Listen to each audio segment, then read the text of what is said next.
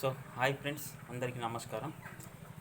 ఆనందంగా గడపాలంటే ఇలా చేస్తే మీరు ఎప్పటికీ హ్యాపీగా ఉంటారు. అవేంటిదో తెలుసుకుందాం. లైఫ్లో మీకేం కావాలి అని అడిగితే ఎవరైనా హ్యాపీనెస్ కావాలనే చేస్తారు. ఆనందానికి సంపాదనకి సంబంధం లేదని అందరూ అంగీకరించే వాస్తవం. ఆనందం మన మనసులో నుంచి వస్తుంది. ఆనందం మనం అర్థం చేసుకోవడంలో ఉంటుంది. ఆనందానికి లింగ వివక్ష అనేది లేదు. రీసెంట్గా జరిగిన ఒక సర్వేలో మీరు ఆనందాన్ని కంట్రోల్ చేయగలరా అని అడిగితే సుమారు 90% మంది ఆనందాన్ని కంట్రోల్ చేసుకోగలం అని బదులిచ్చారు. మీ దృష్టిలో ఆనందం అంటే ఏమిటి? ఒక పెన్, పేపర్ తెచ్చుకొని కూర్చొని దీనికి సమాధానం రాసుకోండి. మీ లిస్టులో కనీసం 80% మీరు ఈ క్షణాన తీర్చుకోగలిగినవే ఉంటాయి. మిగిలిన 20% సరైన ప్లానింగ్, ఎఫర్ట్ పెడితే అయిపోతాయి. మీ లిస్టు రాసుకున్నాక ఒక్కొక్కటి తీర్చుకుంటూ రండి.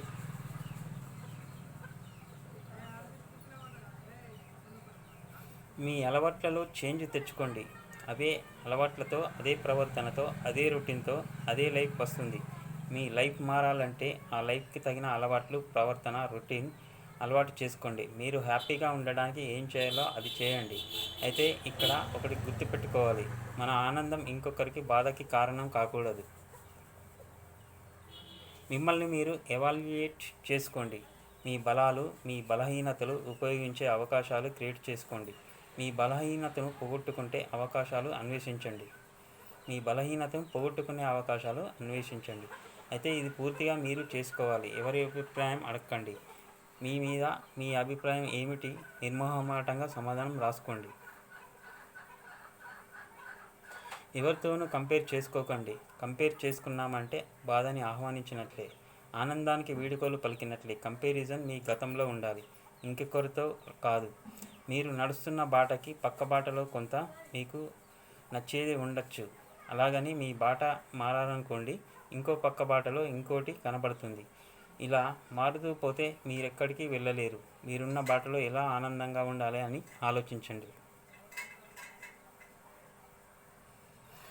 మీ లైఫ్ని మీరే డిజైన్ చేసుకోండి. ఒక డైరీ దగ్గర పెట్టుకొని మీ ప్లాన్ అన్ని వివరంగా రాసుకోండి. రేపేం చేయాలి, ఎల్లుండి, వచ్చే వారం, ఈ నెలలో, ఈ సంవత్సరం, ఇలా ఒక పద్ధతి ప్రకారం రాసి పెట్టుకుంటే ఆ ప్లాన్ని ఎగ్జిక్యూట్ చేసుకుంటూ వెళ్ళిపోవడం తేలిక. ఇవేవో పెద్ద గోల్స్ మాత్రమే అనుకోకండి. ప్రతిరోజు నేను వాకింగ్కి వెళ్ళాలి, వారానికి ఒకసారి ఫ్రెండ్స్తో బీచ్కి వెళ్ళాలి, ఈ డిసెంబర్లోపు గోవా చూసి రావాలి. ఇప్పుడు మీరు ప్రతిరోజు మీకు ఇష్టమైన పని ఒకటి చేయడానికి బ్లూ ప్రింట్ సిద్ధమైపోయింది.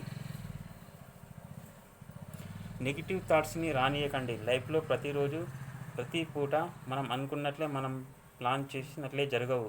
వర్రీ మిమ్మల్ని మీరు మరీ ఎక్కువగా క్రిటిసైజ్ చేసుకోవడం వంటివి మిమ్మల్ని కిందికి లాగుతాయే తప్ప ఎదగనియవు. మీకు ఒక నెగిటివ్ థాట్ రాగానే దాన్ని బయటకి పంపేయండి.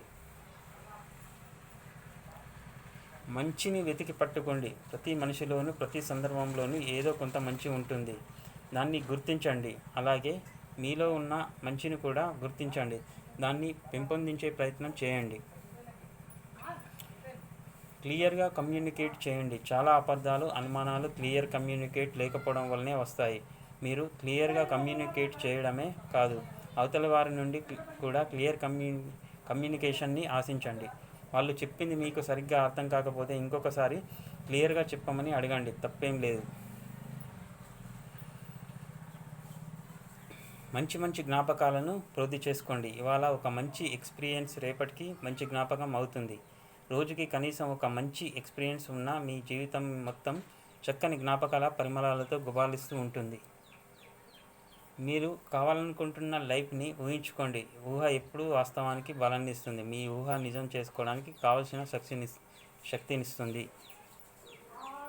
లైక్ చేయండి, సబ్స్క్రైబ్ చేసుకోండి.